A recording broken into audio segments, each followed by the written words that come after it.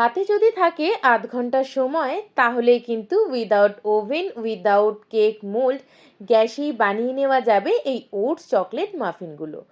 বাইরের কেনা মাফিনস তো খাওয়া হয়েই থাকে, একবার এই মাফিনসটা যদি বানাও বাড়ির ছোট থেকে বড় সবাই বারবার বানাতে বলবে এই মাফিন। চলো শিখে ফেলি কিভাবে বানানো। প্রথমেই মিক্সিতে ড্রাই উপকরণগুলো মানে oats, cocoa powder, almond, jaggery powder, baking powder, baking সোডাকে ভালো করে ব্লেন্ড করে নিতে হবে। এরপর সেটাকে একটা পাত্রে ঢেলে তার মধ্যে একে একে 1 tablespoon olive oil, half cup টক দই, প্রয়োজন মতো দুধ দিয়ে একটা বাটার বানিয়ে নিতে হবে। ভিডিওতে দেখানো ঘনত্ব মতো ব্যাটারটা কিন্তু বানাতে হবে। তার মধ্যে চকো চিপস মিশিয়ে এরপর ব্যাটারটাকে সাইডে রেখে দিতে হবে।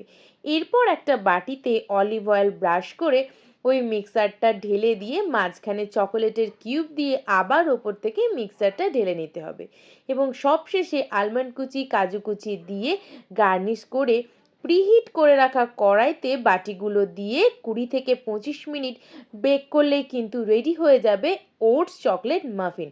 এতে কিন্তু না আছে কোনো ময়দা, তাই কিন্তু এটা ভীষণ হেলদি।